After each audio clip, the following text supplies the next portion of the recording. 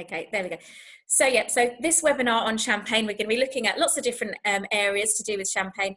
And, you know, I think now is quite an interesting time to talk about it, what with the current situation, but also this isn't the only situation that has recently affected France and champagne. So we'll have a look at that as well. But let's start with a little bit about the history. It's an incredibly historic region. I've got lots of information on this slide. You don't have to look at it, but I'd just like to give a little bit of a timeline.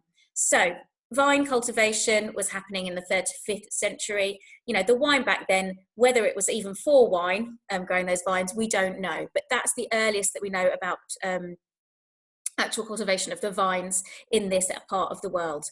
During the medieval time, there was wine made, but that was generally for a religious practice, and it was the monks who went over to who did that.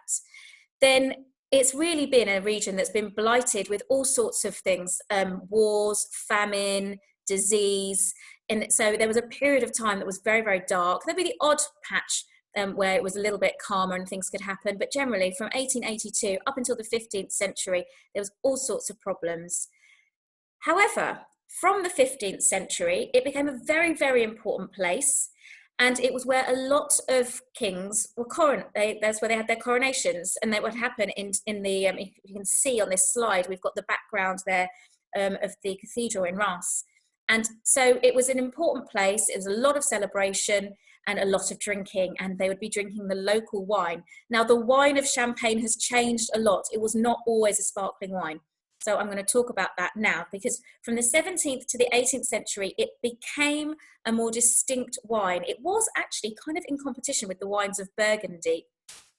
And wines of Burgundy began to get a little bit more of a reputation for being sort of the best wines of France at this time. And that wasn't great, because Champagne had also had a really high reputation too. So it began to distinguish itself from the wines of Burgundy. And so it was more known as a white wine. Back then, it was seen more as a red wine, so more Pinot Noir, and the same thing in Burgundy as well. So it became to distinguish itself more as a white wine. And then it acquired its bubbles, its sparkle. Now, that appears to have been an accident.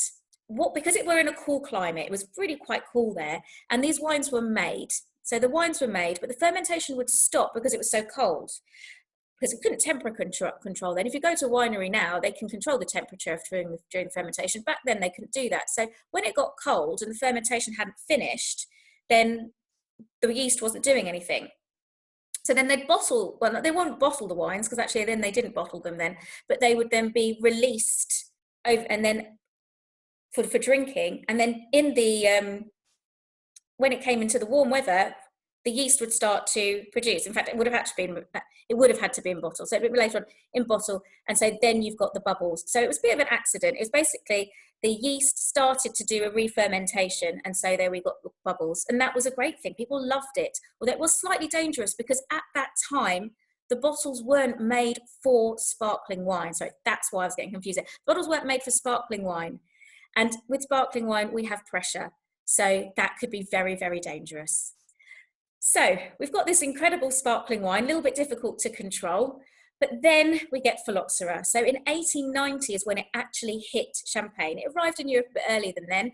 And at this point, actually, in Europe, they had worked out that they did need to graft the vines. They needed to put different rootstocks, use different rootstocks, because phylloxera, if you're familiar with what phylloxera is, a little louse that attacks the roots of the vine. And it's fine in North America, where they have hardy rootstocks, so the vines there were fine and could take it. But in Europe, the Vitis vinifera species of vines that we have couldn't. So there are big problems all over Europe, and it just spread like wildfire. It's crazy. So they knew that they would have to eventually, because first of all, they just pulled all their vines up. They just pulled them up and they waited, and then they were going to replant after a while when they thought the phylloxera had gone away. But that wasn't working. So they realized they were going to have to regraft, and they didn't really want to do that because they felt that it would compromise the quality of the vines. But actually, it was fine. So that happens now. That's the thing. So there was that problem, but then we got back to good levels of champagne being produced. And then there were the world wars. So the Montagne de Reims was an area where the war was taking place. So that was just, you know, couldn't do anything there. So that was in World War I. In World War II, they were forced to sell millions and millions of bottles to the German army. So that stopped the reserves because they had to create all this wine for the German army. So in Champagne, they'd always had reserve wines because of the climate, it being so cold. So then they didn't have these reserve wines anymore. So that was a big problem, and it meant that there was a real lack of Champagne over the next few years. Eventually, coming into the 50s, there were some glorious years for Champagne, and they started to sell the amounts that they were pre-World War I. So it did sort itself out a little bit. And then it's generally been on the increase, although at the moment there's a little bit of a decline. But I'll talk about that a little bit later. So in 1927, they created the area of Champagne, although at this point it wasn't actually a PDO, it was just the boundary, what Champagne was going to be. And then in 1936, it became an appellation contrôlée. But interestingly, because they kind of created that boundary before 1935, which is when they introduced the actual PDO system in France, they never really felt the need to write appellation Champagne contrôlée. So if you've got a bottle of champagne in front of you, it will just say champagne on it. Whereas if you look at another bottle of wine, it will have the appellation contrôlée on there. So appellation contrôlée or appellation d'origine contrôlée in France is a protected, what they use, the words they use for their protected designation of origin. It means that that is protected from, the wine comes from that particular place and the grapes are grown in that particular place. And so you can't do that anywhere else in the world. Although I will talk a little bit about copying champagne in just a moment. And now, you know, it's a UNESCO World Heritage Site, which has been great or better for tourism. And so they designated the hillside, the coteaux, the houses, so the maison, and the cellars, the cave. And these are now very protected and are becoming more and more popular with tourists. So there are some key players in the world of champagne. So Dom Pérignon. So a lot of people think Dom Pérignon invented the bubbles. But actually, there's not sure that's entirely true. He was one of the people who, he was a very, very clever blender. So he was the one who kind of worked out that blending from different areas was going to give you a really good quality wine. We can talk about the pros and cons of blending a bit later. And also he was one of the people who's credited with making white wines from black grape varieties. I'll talk about the grape varieties and champagne in a moment. Veuve Clicquot is credited with starting the system which enables you to move the bottles round to get the dead yeast cells in the neck of the bottle. So the riddling, I'll come to that a bit later when I talked about the process of making champagne.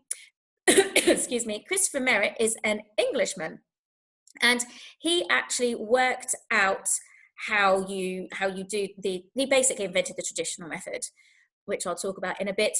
And then Jean-Baptiste Francois is credited with working out the right amounts of sugar to put in for a second fermentation to create the right pressure in the wines. Okay, so a few key players there, particularly when it comes to creating a sparkling wine using the traditional method. Okay, so next slide. I've got some facts and some figures for you. So in this part of the world, we have 34,300 hectares of vineyards. That's quite significant. There are 16,000 growers. So what we've got in Champagne is a situation where you have lots and lots of growers, but not so many producers. So we'll see those statistics in a moment. So the growers own 90% of the vineyards. So you might have thought that a big company like Moet and Chandon, Veuve Clicquot own loads and loads and loads of vineyards, but they don't. They actually mostly buy in grapes from growers. There are 320 champagne houses. So that is your Moet and Chandon, your Veuve Clicquot, your Perrier-Jouët, etc. Okay, so these are, some of these we also call the Grand Marque, so they're the big brands of champagne, but they don't own that many vineyards, so 10%. So some of them will use their own grapes, and sometimes they'll use their own grapes from particularly prestigious vineyards to make their particularly prestigious wines, but they will mostly buy in grapes from other growers. There are 140 cooperatives. There are a lot more cooperatives than there used to be. So cooperatives are usually quite supportive of the local area, and they'll be based in certain villages around Champagne. And they can, you can use the cooperatives, so growers can use the cooperatives and label their own wines, or they can sell their grapes to the cooperative. We've got a lot of growers who produce their own wines. So some of those are what we would call récoltants manipulants, and they are grower champagnes. So it's the name of the producer. and they've got their own winery and they make their own champagne. And then we've got the récoltant coopérateur, who is someone who's using the cooperative to make their own label champagne. Okay, and I'll talk a little bit about these little letters you can see on the backs of bottles in just a moment. Now, there's a lot of wine produced. So there's 300 million bottles produced every year. That's absolutely loads, but it has gone down. So it's 302 million in 2018, which was quite a lot less than it has been. So they have the capability, they have the land, the vineyard space and the yields to actually make 315 million. But 2018, there was a bit less there. And that equated to a 4.9 billion turnover in that year. Now, it's changed again a little bit because France used to be the main consumer of champagne. So just over half was consumed by the French. And then it was mostly Europe and then other parts of the world. And that is changing quite a bit. So the UK actually used to buy outside of France the most in terms of volume and value, but now it's most volume. In terms of value outside of the UK, it's the USA. They are prepared to spend more on champagne than we are in the UK. So lots of exports, but there are some growing markets, and I'll talk about that when we look at the future of champagne. But as you can see, you know, it is mostly when you go into the shops, you see these big houses. You see your Veuve Clicquot, your Moet and Chandon, your Lanson. These are the ones that are making up most of the champagne sales. So 73% of the champagne sales there. You know, the grapes are getting more and more expensive. So this is also a little bit of a problem. And it can be a problem for the smaller houses because they're in competition buying the grapes from the big boys. So the LVMH own Veuve Clicquot and Moet and Chandon. Right. So I can see there's a few questions going on. I hope you're going all right there, Lydia, with those. So where are we in the world? So in the north of France, we are 150 kilometers east of Paris. It isn't the warmest part of the world. If you've ever been there, you'll know. So it can get quite cold in the winter. We're continental climate, so pretty cold in the winter. Don't suffer too much from winter frost, but you can suffer there from the spring frosts. So it is quite harsh climatically. The soil there, though, is very well suited to the weather, in particular the rain, because it has a limestone subsoil, which is very good for absorbing the water. And it also has a lot of chalk on the top as well. So it's part of what we call the Paris Basin. You know, it used to be the sea, the ocean. So what we've got here, we've got quite gentle slopes, so not that high above sea level. The highest we're getting to is around 300 meters. But yeah, so it is gentle slopes there. The rainfall is dotted around the year, so it's not too drastic. You're not getting loads and loads of it during the growing season, but it is always a worry. There are years where it can be particularly rainy during the growing season, and if that happens too close to the harvest, then you're going to get stuck with fungus and disease potentially, which can really minimize your crop or could compromise it as well if it's not sorted properly.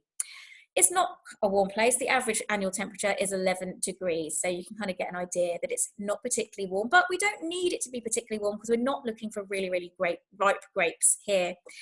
It isn't just champagne that comes from Champagne. There is the AOC Coteau Champenois. So these are still light wines, and they are mostly a light red Pinot Noir wine.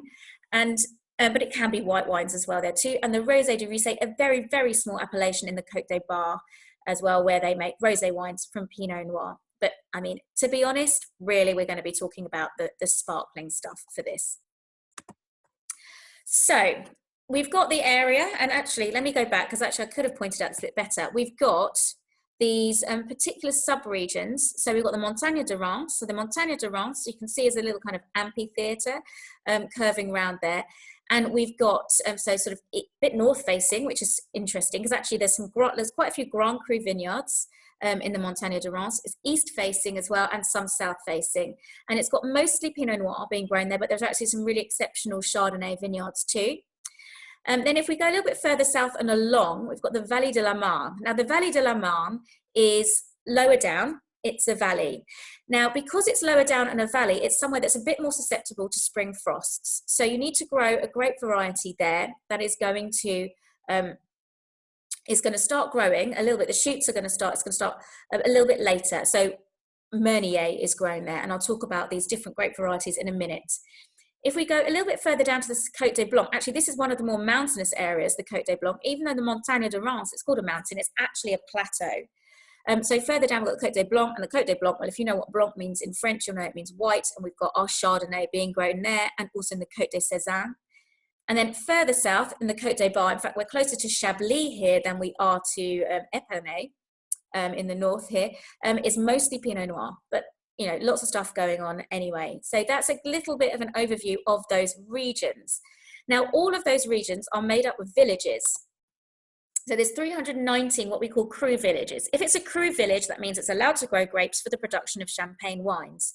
Within those cru villages, we have a little bit of a hierarchy. So we've got 17 Grand Cru villages and 42 Premier Cru villages. So the Grand Cru villages are like your top villages. So for example, we've got in the Montagne de Reims, we've got Ambonnay, down in the Côte des Blancs, you've got Auger, for example, Cramont. And so these are specific villages that are very, very highly regarded. And it's interesting because how they've done this classification, if we think about Burgundy, if you know much about Burgundy or other parts of France where they've got crus, it's often referring to a vineyard site rather than a village. So it's a little bit controversial, but it's been a system that's happened for many, many, many, many years. You know, when these wines were first sort of recognized, lots of writers, we're talking hundreds of years ago, we're talking about these fine wines from etc. So they've been great production continuously, consistently for many, many, many years. If you are going to get a bottle of wine from the Champagne region and it's got Grand Cru written on it, then it has to come from, the grapes have to come from those Grand Cru villages. Similarly, if it's got Premier Cru written on it, they have to come from Premier Cru villages. They can have some Grand Cru villages in there as well, but as soon as there's any Premier Cru, then of course it has to be called Premier Cru on the label. The Échelle des Crus is something that was abolished in 2010, but it was a way of classifying the villages. And so the villages would either get a percentage. So what would happen is the grapes were set at a certain price every year. So there's a set price for the grapes. And if they came from a Grand Cru village, you'd pay 100% of that set price. If they came from a Premier Cru village, they'd be 90 to 99% of that set price, depending on the village. And then below that, each village would be given a percentage of that's the amount that they could ask for the grapes that they were selling. That's been abolished now. And to be honest, the amount that grapes cost is generally set by, you guessed it, the big Grand Maison, the Veuve Clicquot, Moët and Chandon. What they are prepared to pay, most will follow. So, I've gone backwards. Right, so there are a few requirements to be a champagne wine. I mean, the first most basic requirement would be that it has to come from Champagne. So the Comité Champagne, they like to quote very, very often, Champagne only comes from Champagne, France. So we're clear on that. However, you might go to California and you might get a Californian champagne. And that's because they were able to get away with calling their wines Californian champagne or champagne years ago. So a long time ago, you'd get people from Europe migrating to the USA. They would just call it champagne because in their mind, the sparkling wine that they were drinking was champagne. That was what sparkling wine was seen to be. So it became champagne. At this time, the people of Champagne weren't that bothered. They got a little bit more bothered over time when this labelling term was still being used. And so there was a lot of discussion. Things that the EU agreed together, the USA didn't always agree with. And then eventually there came an agreement in 2006. Well, it took 20 years to come to an agreement that from 2006, a producer who was making a sparkling wine in California, if they hadn't been making it prior to that date, they couldn't call it champagne, but it has to be called Californian champagne. So you will still see this dotted around, and I think there's probably other parts of the world who are clandestinely doing it as well. But it's because they started to do things with Chablis, Burgundy, sherry, they were calling these wines, and that was kind of happened in the 70s, but not so much anymore, thank goodness.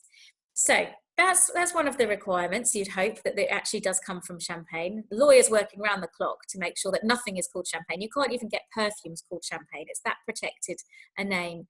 The harvest, so the harvest has to be done by hand. That's another requirement. And the date of the harvest is set by the authorities there as well. You can't, as a producer or grower, decide that you're going to harvest your grapes. You have to abide by the rules that are set there, or have a good discussion around it. The potential alcohol level, so there will be a minimum requirement of what that alcohol level is going to get to, let's say 9.5%, for example. So anything below that, you couldn't use those grapes. And this is done on a year-by-year basis. You won't be able to use those grapes for making champagne. The yields are set every year. So they were set. So in 2018, the yield was set at 10,800 kilos per hectare. And then it was less in 2019, 10,200. So every year, depending on the quality and how good the year was. If the year wasn't very good, then they're going to lessen the yields.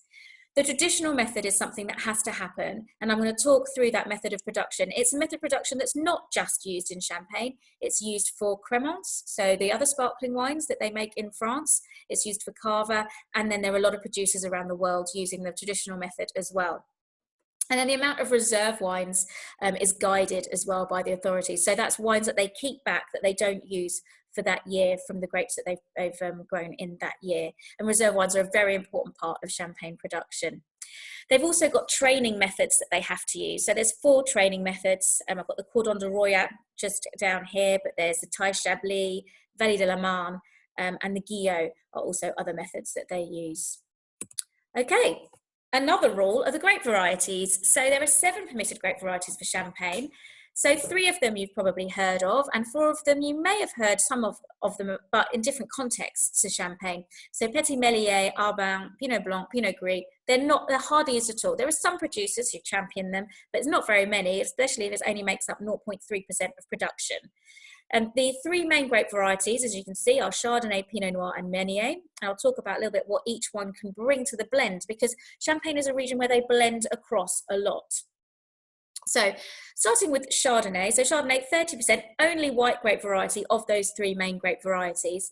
And Chardonnay, when grown in a very cool climate, will give you very high levels of acidity. So real crispness, it will give a real finesse and elegance and a bit of a lightness. So if you ever get 100% Chardonnay champagnes, they have a real delicateness around them.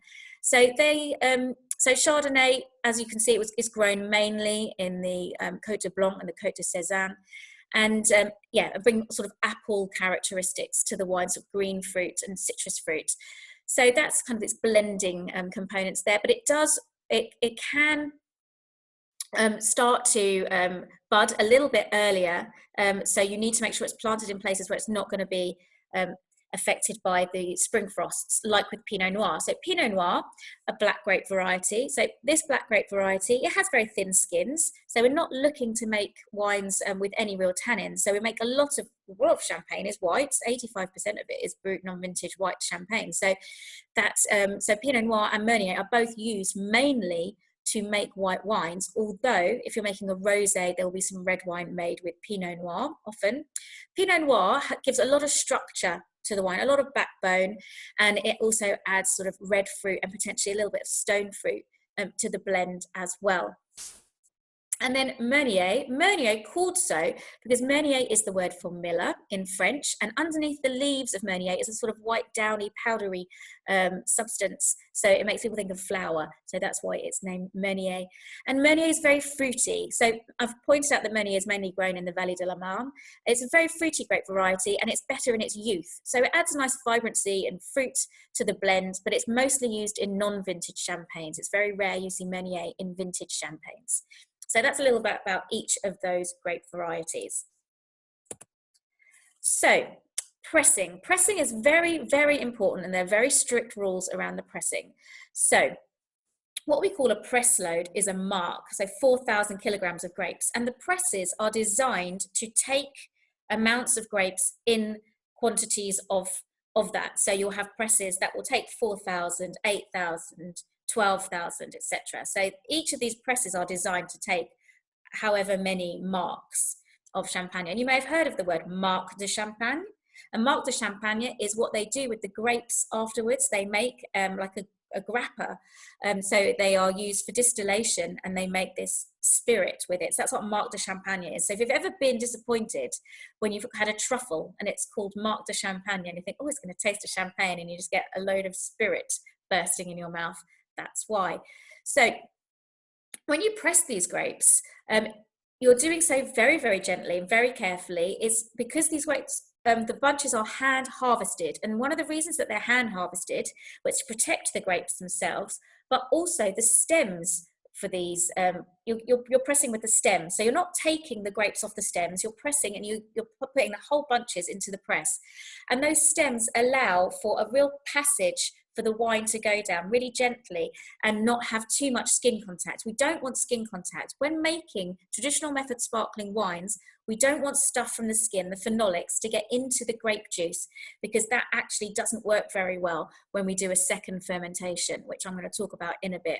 So the most delicate juice you'll get is the first lot of juice. So the juice that, well, the first lot of juice, actually, the right first lot of juice generally gets thrown away because that can have little bits of stuff in it that you don't want. But then just after that is where you'll get the cuvée. And the cuvée is the first 2,050 litres. So that is your best juice, and it's rich with acid and it's rich with sugar. And that will go on to make the best wines. Then the taille, which basically means the tail, so that will be the next part, which is the next 500 litres. So that is up to the producer how much of that they're going to use. It often goes into the non-vintage, but it can be blended because it has got a little bit more weight to it. It's got more, the grape juice here, what I might call the must, is a bit thicker. So it's a little bit heavier and so and richer in these phenolics, which a little bit can help and add a little bit of complexity. But you know, different producers, different houses do different things and have different styles. So cuvée, first press juice, and the tail is the next bit, and then anything after that will get discarded. It wouldn't be allowed. So we've got two presses here. The stainless steel press is a pneumatic press, very gentle and can be controlled automatically. And then we've got the coquard, or the basket press, which is a very traditional champagne press there. And like I said before, they're designed to take a certain amount of grapes. So you chuck in, if you fill it up, you're pretty much at 4,000 kilograms if that's what it's designed for, maybe designed for 8, for 12, etc. Okay, so I'm going to quickly talk about the fermentation process. So we're going to make our wine now. We've got our juice, so whether it's our cuvée or our taille, and we're going to have our first fermentation. So the first fermentation will happen like most fermentations for making a light white wine. So we've got our sugars in the grape plus yeast. Now the yeast is usually a cultured yeast. So you may have heard of wild yeasts that are floating around the winery, or maybe that are on the grape skins themselves. But we want to make sure that our fermentations, because they're very important, there's 2 of them, are going to work like clockwork. So generally cultured yeasts are used. And so those sugars plus the yeast consuming the sugars will produce alcohol and carbon dioxide. Now for the first fermentation, we're not interested in carbon dioxide. Okay, we're not making a sparkling wine at this point. We're making our base wine. So the base wine will be fermented possibly in stainless steel, mostly in stainless steel, but there are more and more producers doing a bit of fermentation in oak. So I've got some examples of both here. Okay, but mostly we're going to be doing this in stainless steel. It's not going to take very long, around 6 to 10 days at an average white wine temperature. So probably around 16, 17 or so degrees, something like that. Not a low fermentation temperature for white wine, which would bring out aromatics, because we're not interested in that. Okay, so after that has happened, so we've made these wines, these base wines. Then there's some really important stuff needs to happen, okay? And this is the blending. So the blending is going to happen, and the blending is a very, very important job. And it's really a science, because what you're doing at this point is you're producing something that's going to go through this amazing process. And at the end of it, you're going to have this product. And there's so many things that happen in between that to have the foresight and understanding of what the final product is going to be like is really an incredible skill. Now, blending happens for many reasons. It's a thing in Champagne. I know there are regions where they don't sort of prize blending as much. So if we think of Burgundy, and they've got their vineyards and their Grand Cru and their Premier Cru vineyards, and it's very site specific, and you pay for it to be very site specific. It's different in Champagne. You know, it was Dom Perignon who saw what you could do by blending from all different parts. You know, you're putting together a recipe in a way, so you're making something really, really fantastic. So we're blending our grape varieties. So you're blending those 3 main grape varieties to start with, and to make most non-vintage champagnes, you're blending pretty much equally a third Meunier, Pinot Noir, Chardonnay. You're blending from different villages, so you might be blending from lots of different Premier Cru villages and making a Premier Cru champagne. You're blending together a base red wine and a base white wine to make a rosé wine, and I'm going to talk about the different styles of rosé in a bit. That's one thing that they don't do very much around the world, particularly in Europe. It's not allowed in many places to blend red and white wines to make rosé, so it's a bit of an exception in Champagne. And you know, the main reasons why you blend, apart from these, the fact that we have to blend using different villages and grape varieties if we want that, if that's the style that we're going for, but it's balance. Okay, we want to make sure that the acidity is right, for example. Consistency. If you are buying a bottle of a Grand Marque, so one of these big houses, a bottle of their wine, and then you want another one a few months later, or maybe a couple of years later, you want it to taste the same. So the more opportunities you have for blending, then the more likely you are to come up with a consistent blend. It may be that you want to create a certain style of wine as well, so you can do that through blending, and it can add complexity as well. So if you've got, let's say your base wines, some of them were in oak. Some of those base wines were kept or fermented in oak, some weren't. Some have gone through malolactic conversion or fermentation. I'll talk about that in a moment. Then this can add lots of different aspects to the wine. So lots of reasons there for blending, or what they call it, assemblage in France. So now, this is where we're getting really into the traditional method, because all of those things can happen for most sparkling wines, okay? But now we're about to put the blended base wine into a bottle, and it's going to go into a bottle, and it's going to remain in that bottle until you get that bottle, open it, and start drinking. So this is where the traditional method is very, very important, and this is what it's all about, really. It's about this journey in the bottle, and the fact that now we're going to put this wine in, we're going to add some other stuff, but at no point are we now going to take the wine out of the bottle. It's going to carry on its journey in the bottle. So we're going to look at now doing a second fermentation. And to do a second fermentation, you need to add some stuff to the base wine that we've created. So this base wine has been blended, it's now gone into a bottle, so a thick glass bottle, because this is where the second fermentation is going to take place. And we're going to add to it some sugar, because we need another fermentation to take place. And if you remember back to that fermentation slide, we need sugar and we need yeast for fermentation to happen. So in goes some sugar, in goes some yeast. We also need to have some riddling agents, because we're going to try and get the dead yeast cells out later. And in order to do that, we need to get the dead yeast cells kind of slip from the sides of the bottle down into the neck of the bottle. And for it to do that successfully, it's very helpful if you can put some stuff in to stop them from sticking to the sides of the bottle too much. And we need some yeast nutrients, because nutrients from the wine were consumed during the first fermentation. So we added these things, and this is what makes up our liqueur de tirage. Now I've put here a number, 4 grams of sugar equals 1 bar of pressure. So you need to add 24 grams of sugar to get 6 bars of pressure at the end of this. So there's a specific amount of sugar that you need to add to create the right amount of pressure. If we start putting loads of sugar in, then we could end up with explosions, which is not what we want.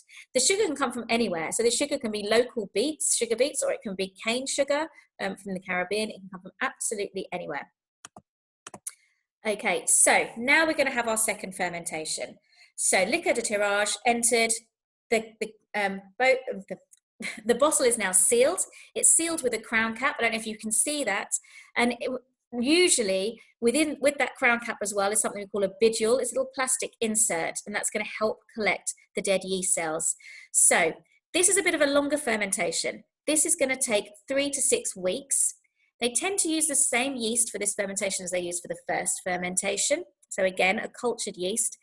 And we need to have quite a cool temperature. So cool temperature, long time. So this is where, you know, in Champagne, they've got loads of cellars, loads of what they call cave or Gruyere. And so that's where these bottles are kept. And they're kept on their sides like that for that fermentation. They've also got quite high humidity down in these cellars too. Now, what you can see from this picture, I hope, is that you can see these dead yeast cells now in the bottom of the bottle. So they will have been, so the yeast obviously is there and the sugar to do the fermentation. When that finishes, the yeast is dead. It's got nothing left to consume, so it dies. And we call dead yeast cells the lees. And these lees will break down. And they will take some time before they start to break down. And they can break down, and that can take quite a long time for that whole process to happen. And that process is called autolysis. So we've got yeast autolysis happening. And we want yeast autolysis to be happening for quite some time. Usually, you want autolysis you use autolysis in champagne in particular to get certain profile from the wine. These yeast cells, these dead yeast cells, during autolysis will give off brioche, biscuit, dough, yeasty notes. So if you've got your champagne with you now, I'm going to give mine a little nose. I've missed it. I've been talking quite a lot. And I've got this really lovely kind of bready, croissant, brioche characteristics, biscuity stuff coming through. And that's because there's been considerable time on the lees, aging on the lees with autolysis. And I would say you need a minimum of around 18 months to get those bready, biscuity characteristics.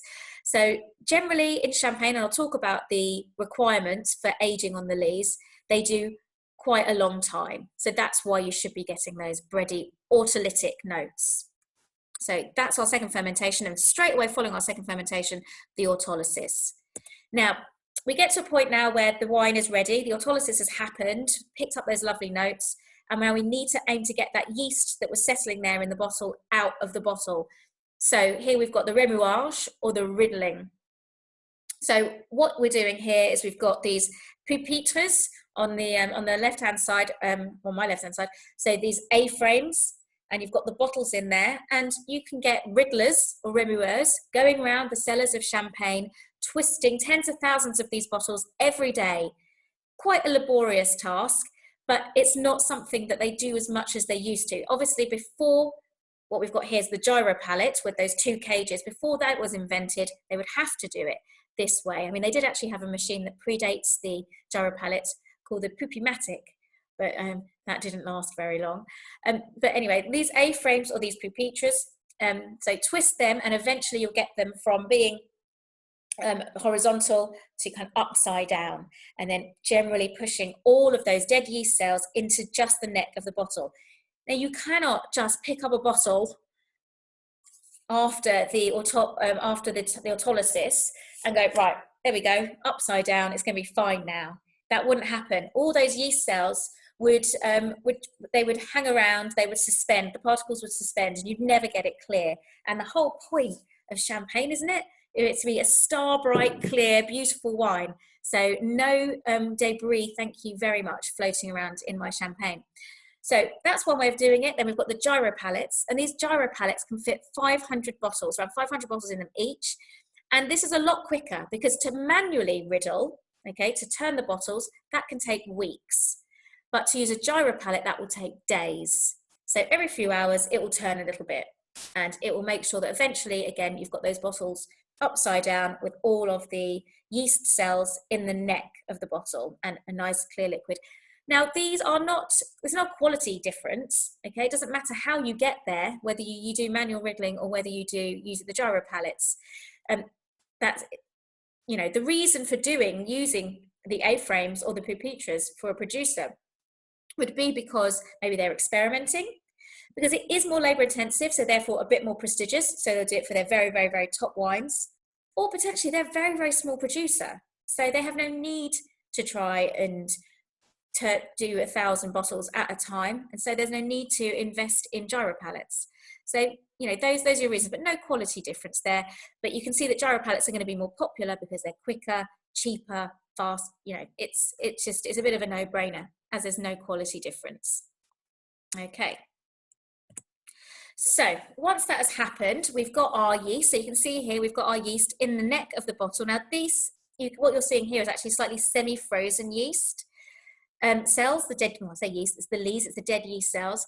So what's happened here is they've put these bottles into a very, very cold brine, so below 0 degrees.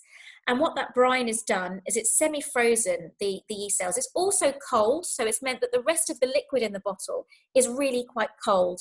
And we want the liquid in the bottle to be cold because that will reduce the pressure. Because remember, there's carbon dioxide in here, and gas will expand as it gets warmer. So we don't want that to happen. So we've got cold liquid, and we've got this semi-frozen sludge of dead yeast cells in the neck of the bottle. So the next process is getting rid of that dead yeast cell, and that's called the disgorgement. So gorge is French for neck, so it's basically removal from the neck. So they will turn these bottles up, and that could be done on a bottling line, it can be done manually, and then the ground cap will be removed. You can do all of this under cork, by the way, but it's just so much easier to do it with the crown cap. So the crown cap will be removed, and then that will shoot out that dead yeast cell, a bit like a cork. So you've done it. You've got this clear liquid now in your bottle. Brilliant. So this is what champagne's all about, this lovely traditional method, clear wine, this journey through the same bottle. No filtering is happening here. Okay, and so now is the point where we have the opportunity to add stuff. So you can do that because we've got an open bottle. We lose a little bit of pressure, not very much. We lose a bit of liquid because of the pressure pushing the wine out.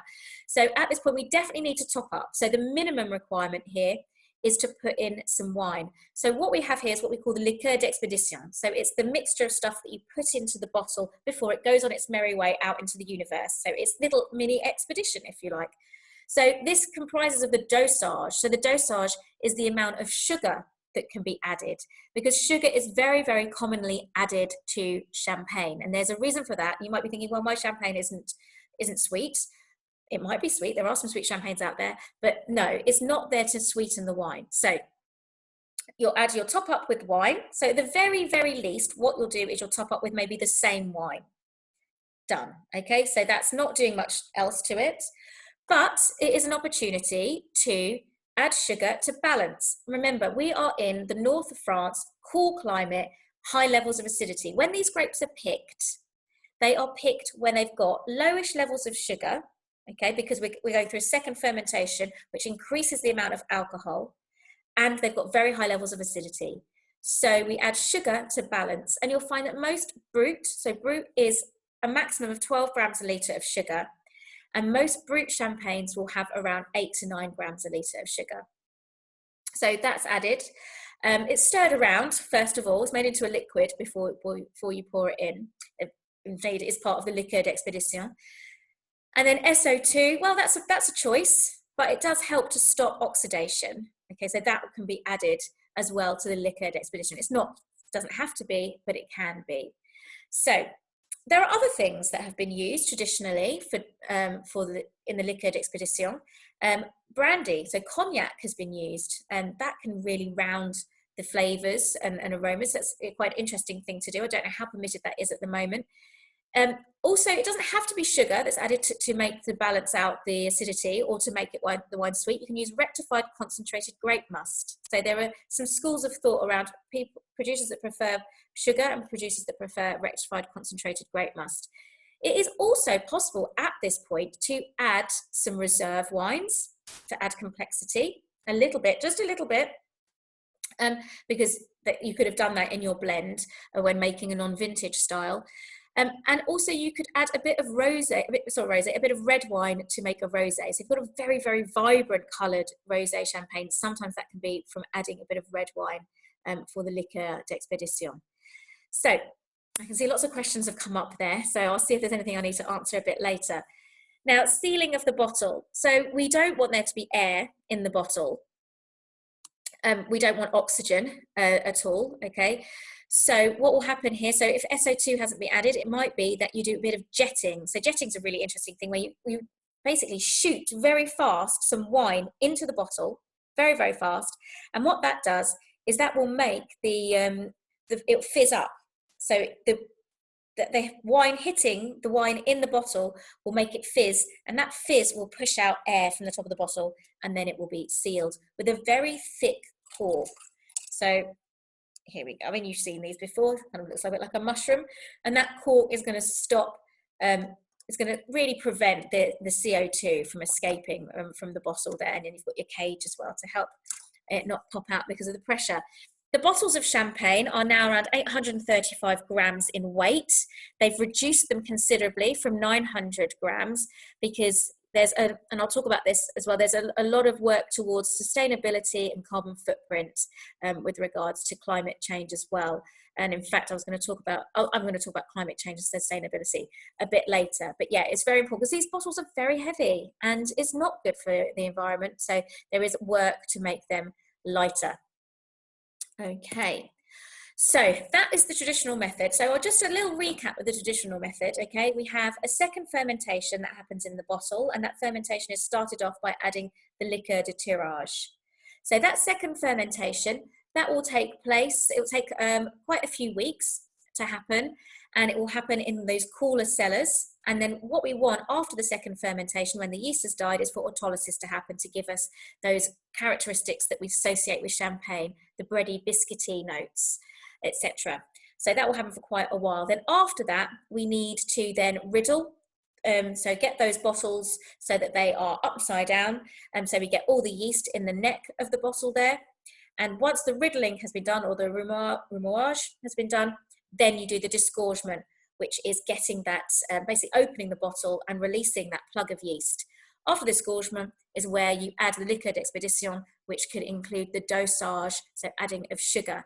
So you can also add sugar to make sweet wines, but I'm going to talk about those labelling terms in a moment. Then our bottle is sealed and we're done. So I hope that's quite clear for those of you who weren't that familiar with the traditional method, because I know there's a lot of students here who are familiar with the traditional method, but I appreciate that it's quite a complex process.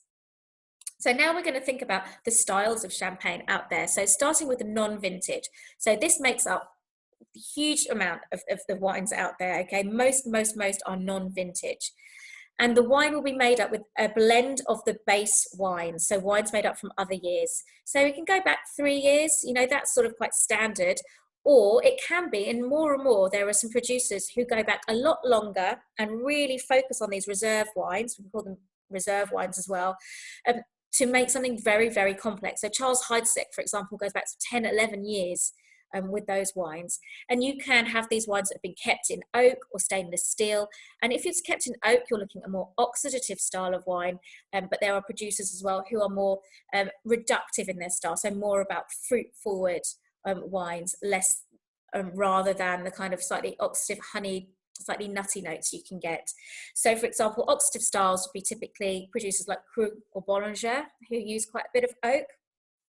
And Moët and Chandon, they're more reductive, they don't use the oak, and Ruinart as well, so if you're familiar with those houses.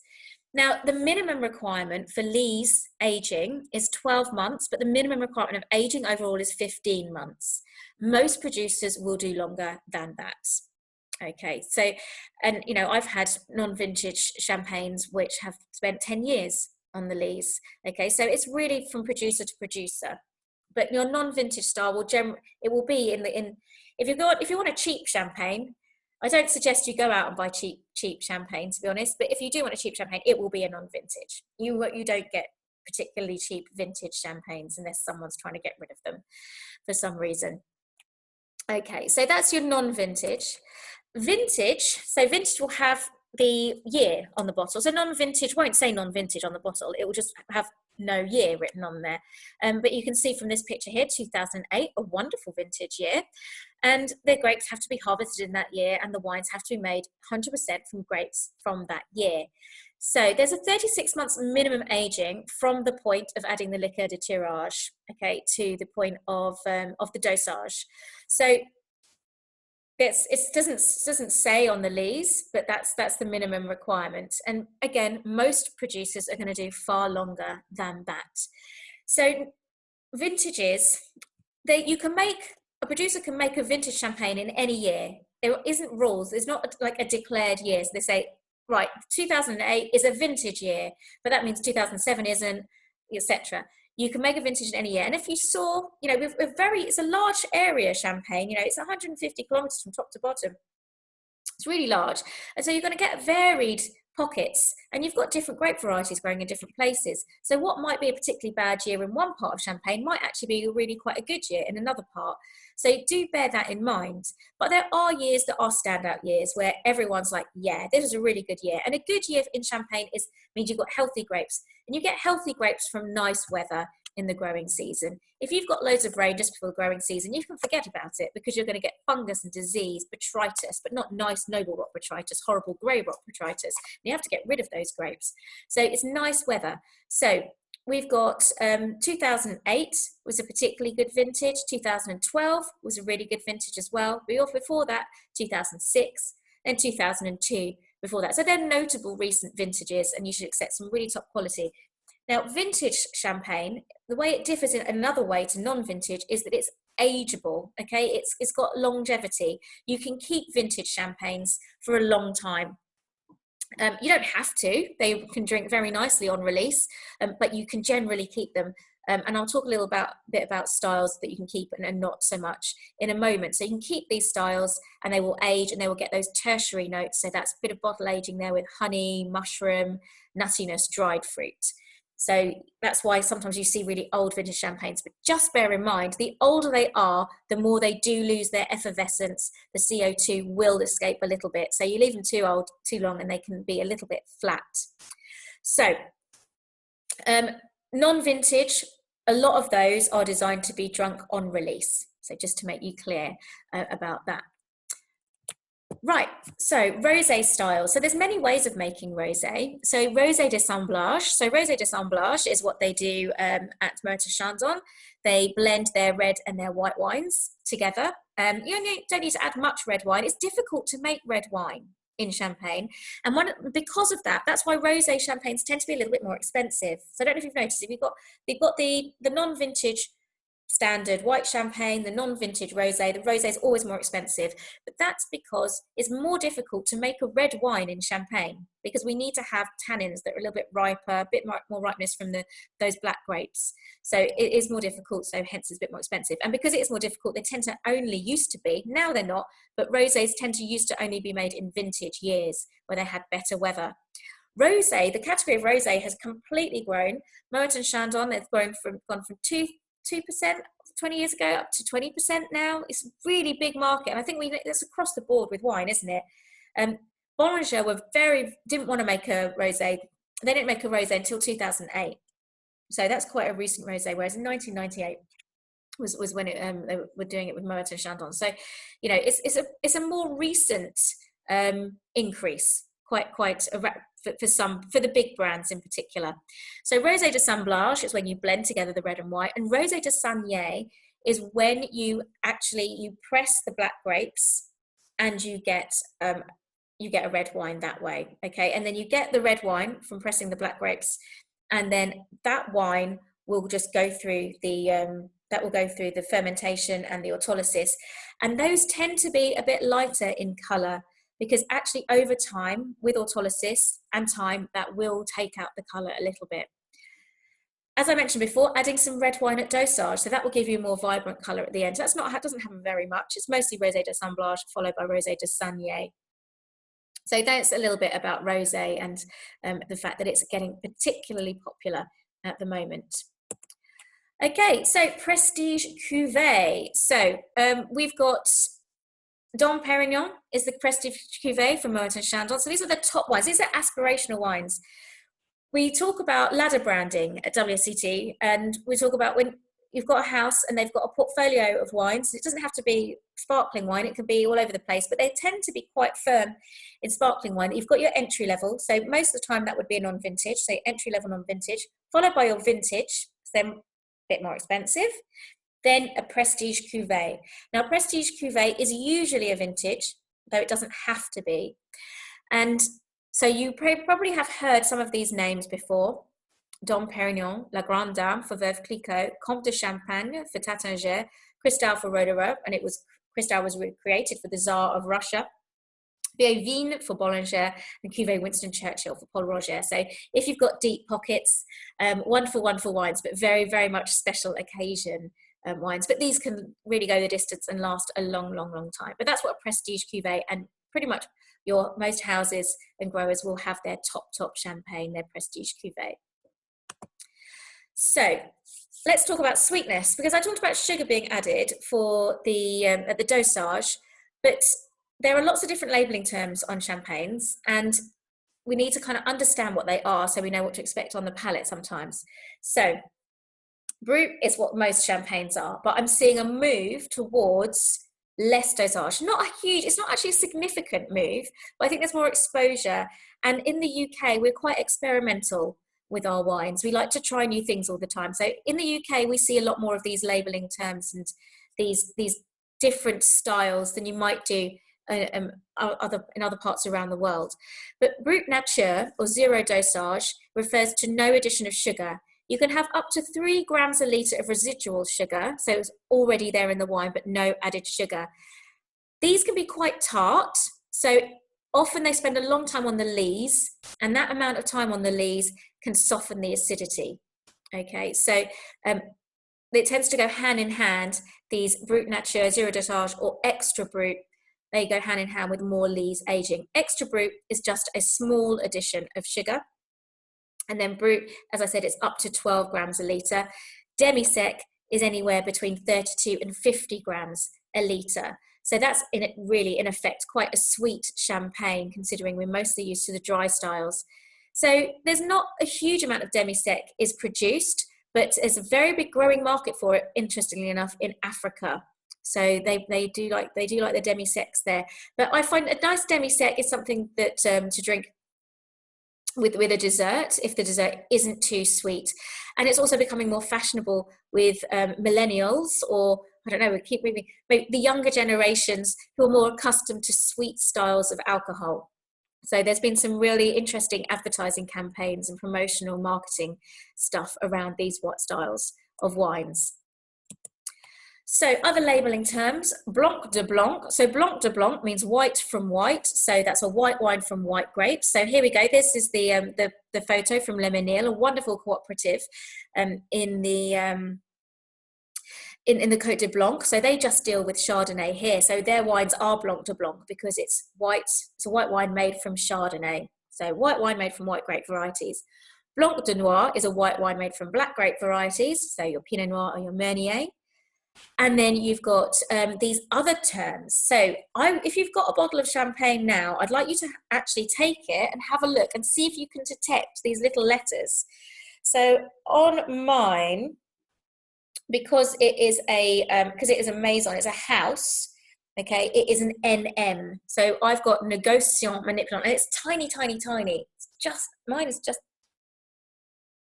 if you can see it, just there, NM, négociant manipulant.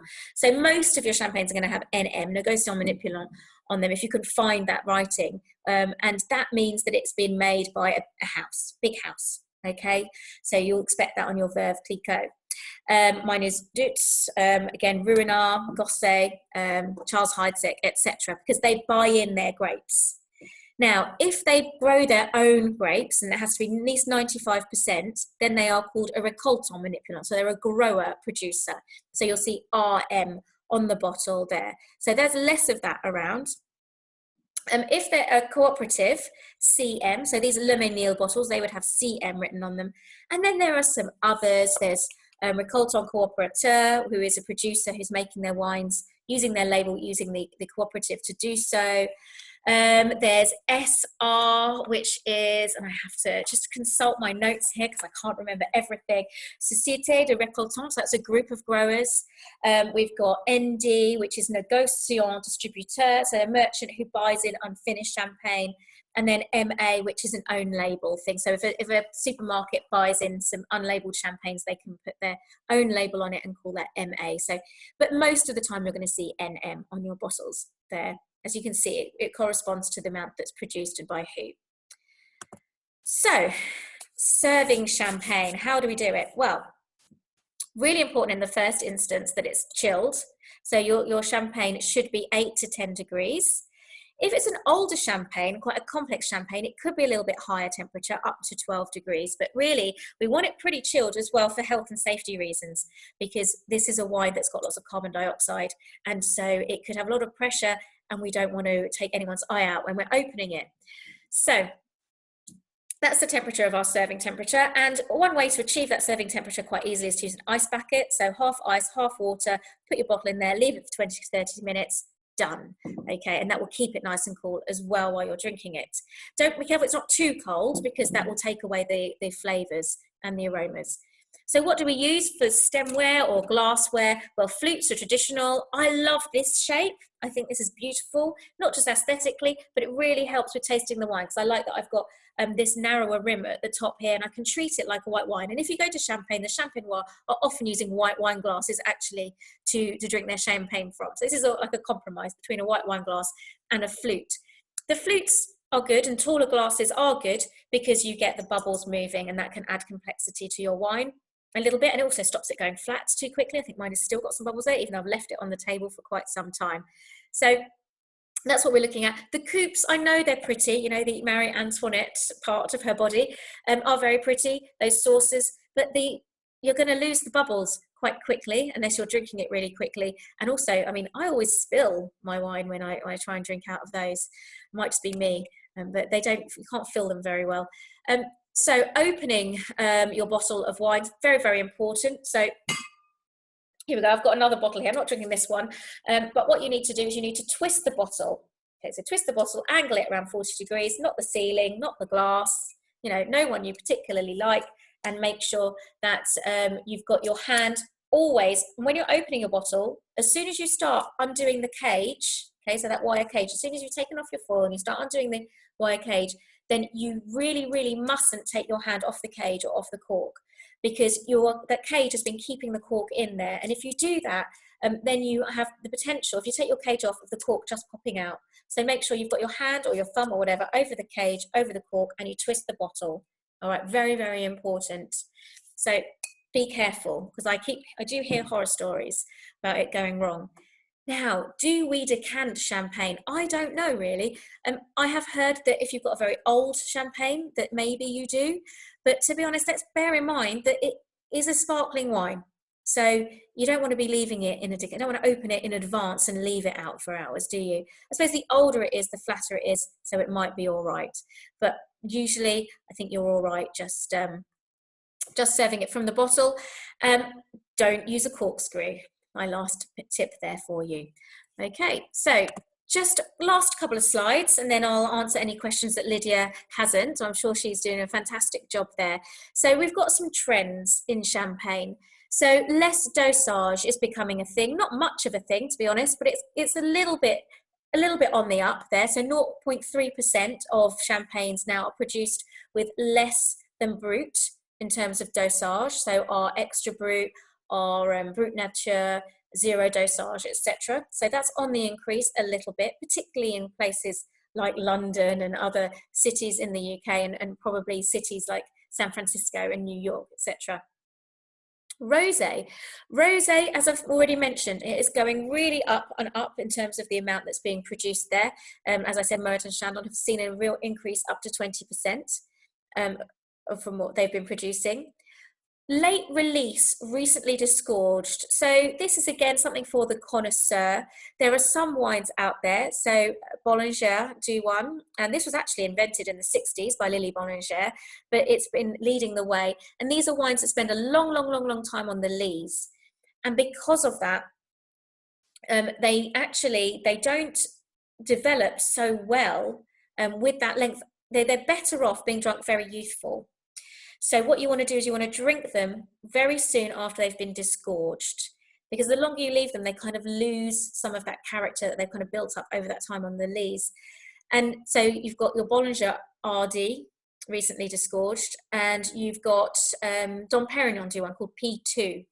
So they are very specific wines, and you've got to be careful as well. And this brings me to the point of disgorgement and disgorgement dates, because producers are more and more now putting disgorgement dates or allowing you to see what the disgorgement date is one way or another, whether it's through looking on their website or taking a photo of a QR code or whatever. Krug were they started doing that quite a while ago.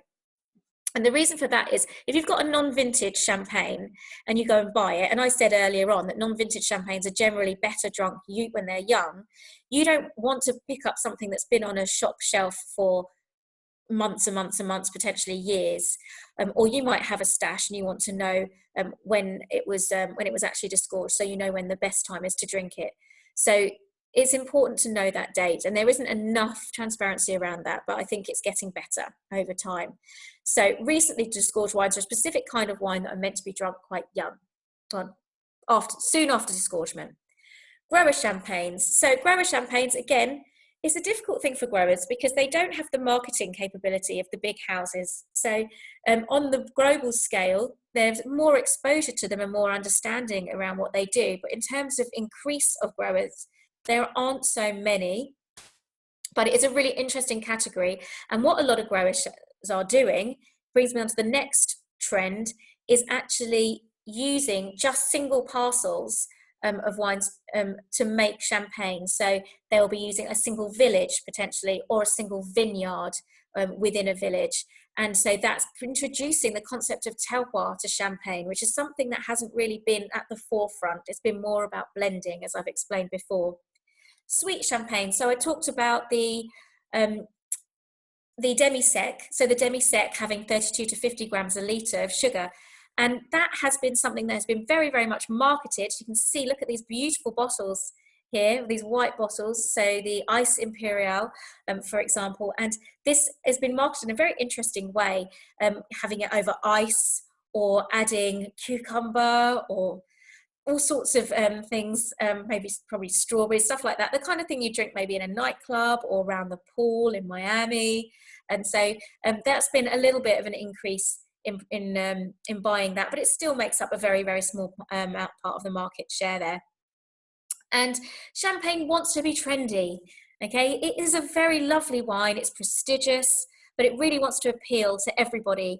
And so champagne cocktails are something that are being given a little bit. I know that the committee Champagne, they are pushing and asking bartenders from really great places around the world to come up with new and exciting ways to use champagne in a cocktail. So there's some lovely ones out there, but personally I prefer mine neat.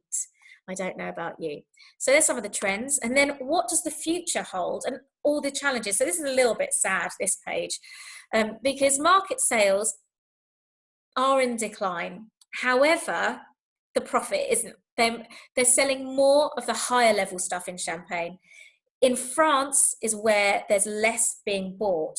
And I'm talking really about 2019 and the vintage of 2018, because this was, mostly 2018 actually I'm talking about.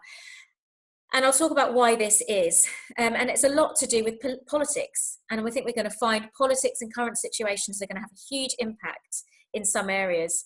So market and sales have been a little bit on the decline, but in terms of value, that's actually gone up. So champagne is not in a bad situation if we look at it like that, because what they're producing is a better quality product. And that's a good place to be seen to be producing a top quality product. It'd be a problem if there was more champagne being bought at a lower level, because that would flood the market and it wouldn't be brilliant. But if it's the value that's going up, then that's a good thing. Now, sustainability is a big thing in champagne. So you've got producers, some organic, some biodynamic, but they've also got a body. And this body is called, and I'm trying to remember what it's called now. Hang on a moment. I wrote it down and I can't find it. But it's the VDC. Okay, so they are basically about sustainability, and it's the Comité de Champagne. And what they've done is they have given the growers the tools to be sustainable in the vineyard. So in fact, it really is following mostly organic production, but with allowing the use of some of the chemical pesticides and herbicides. So at the moment, there's 15% have been certified, 15% of the vineyards have been certified by the VDC as ticking all of those boxes. There's 5% are in the process, and they aim to have 100% by 2030. So big push on sustainability. Removing the use of herbicides, that's going to be a thing as well. So following suit from a few other areas, other regions of the world. So climate change, so I've put in that figure of 900 to 835, so carbon footprint, so that refers back to the bottle weight, if you remember, so that was reduced from 900 to 835 grams. So there's a few things that are happening in order to do that, but you know, there's a lot of producers, so Rotorua are really leading the way with making sure that they're doing a lot of organic and biodynamic, and they see with climate change that maybe they need to think more about the soil. So there's a philosophy around actually the treating the soil well and making sure the roots have a really good have a good root through the soil, and that is a philosophy that's being tried and tested by Charles Heidsieck and by Rotorua, to name two. But yeah, because climate change is going to be a problem. One of the things that they are looking at is creating different grape varieties. So they're looking at crossing of current grape varieties or hybrids of current grape varieties to produce different grape varieties that are going to produce similar wines. They don't want to change the profile of the wine, of course. They don't really want to use different grape varieties, but this year they think they're going to have to harvest in mid-August. Now, that's way earlier than they ever have done before. That's a big problem. And that's going to mean this earlier harvest means that the accumulation of sugar is going to be a problem. The acidity levels is going to be problematic. It's going to be very problematic. And this can't really continue. That's not great.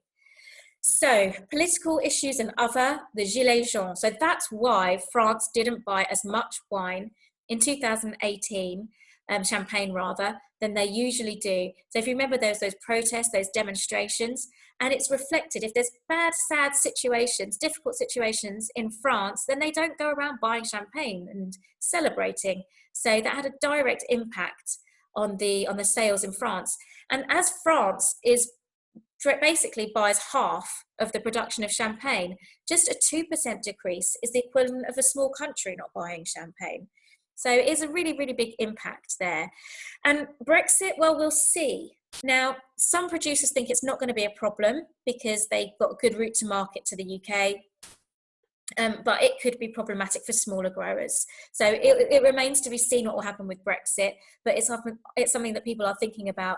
And then, of course, the situation around COVID-19. Well, if people don't like buying and drinking champagne in difficult situations, then I could think that the report from 2020 is going to show a decrease as well. We will see, although the amount of wine that people buying has been on the up. And I like to think that by doing this webinar, we've helped maybe 0.0000000 something percent. So, but the problem with champagne is they've always marketed themselves as a wine for a special occasion. And so that can work really well. They've got that premium there, like, yes, I'm having a birthday, I'm going to buy a bottle of champagne. However, if it's not a special occasion, do you then buy something different? So you can see there's this strap line that the vignerons de champagne, so the growers, to try and promote themselves and get more people drinking their wines, have produced this strap line called Réservé à toutes les occasions, which means suitable for any occasion. So some people love that. They think that's great. Yeah, let's promote drinking champagne as a more of an everyday thing, whereas other people are like, no, I don't like that. That makes champagne seem too normal. We want it still to be this really premium, prestigious product. So, you know, lots of interesting things going on in champagne. We'll see what happens. I am concerned about the effects of COVID-19, but the fact that people are spending more on champagne for better champagnes is a good sign. So I'm going to stop there. Thank you for your patience. I know that there's been lots and lots of questions. So I'll have a quick look at the chat, and if Lydia has anything she wants to say or ask me. I don't know everything, so I hope I can answer any remaining questions that you have. Hi, Lauren. I think I answered most of them, but just a couple I said I would pitch at the end. A couple about the dosage. So one person asked, are there any requirements for the liqueur d'expedition to be, you know, the same grapes or villages, etc.? And also, does the dosage have to be the same exact base wine, blend of grapes, villages, but with added sugar? I'm not 100% sure, but I think they're fairly loose with it. Yeah, So, that was my understanding, because people and well, it's only a tiny bit being added, right? And then yeah, my it's not just understanding was all it around. It really can be is. the base wine, but Mm. it can be a whole mix of things. I But think you can kind of look at it as being a kind of a seasoning. yeah, that seems to be the consensus. I definitely knew one person in South Africa that were adding a bit of brandy in the Dosage. So Yeah, I've heard of cognac being a thing, and I know there's a producer in Carver who they make their own fortified, like Oloroso style wine, and they add that. So, you know, I think when it gets to comes to dosage, the rules aren't quite so strict. Cool. And then the only other one was about the sort of labeling of RM, which was grower producer. If a negotiant house is also able to use RM for bottling if they do use 100% grapes from their own land. Interesting that. I don't know, because I'm thinking with Krug, their Clos de Menil is Yeah, their that was the brand. example the question Okay, gave. so has anyone got a bottle of Clos de Menil? Yeah, let Can I me get just this one check. back? Unfortunately not, but yeah, I didn't know the answer myself. Okay. No, good question though, because actually I don't know the answer to that. I suppose if you're a big producer, maybe you just put NM, but yeah, I mean, you're a grower within being a big house, aren't you? So I'm afraid I can't answer that question, but good questions. I bet there've been some really good questions. I always get most questions when I'm teaching this, because it's just, there's so much that goes on in the production. It is one of these very kind of production heavy wines, but that's why I think I find it so fascinating. And of course I like drinking it. Well, that's everything from me. I didn't talk about food pairings. So don't consider that champagne is just for an aperitif. It is a food wine. It's got lovely acidity, high levels of acidity, so it cuts through many fatty foods. Very good pairing with cheese. You may be familiar with these champagne et fromage chain in London. There's a few of those. So yeah, go very well. And you can get you can get heavier rosés, which could go well with duck. I had that once. That was beautiful. And then you can get these demi-secs to go with dessert. So in a big sort of complex vintage, you could probably get away with maybe something a bit more bigger with the meal as well. So oysters, of course, fish and chips, brilliant, love it with fish and chips. Yeah, fried chicken, you know, anything a bit fatty. So okay, someone said that Clos de Menil says NM, but you weren't sure if they put RM. I guess I don't know. So someone's asked if WSET, SAT are all brutes considered dry. Well, a brut can actually have, you can label a wine as brut and it have 0 grams a litre of sugar. You don't normally do that, but you could. So in that case, yes, it would be dry, but you could also have actually, even though they don't state it, it could have up to 15 grams a litre of sugar, in which case you'd probably taste it. So it's with the SAT, it's all about assessing what's on the palate. So you wouldn't know in a blind tasting what the grams of sugar would be. So if you detect a little bit of sugar, then yeah, it would be off dry. But if you don't, then it would be dry. Okay, so I will stop recording now. I think we've had most questions, haven't we?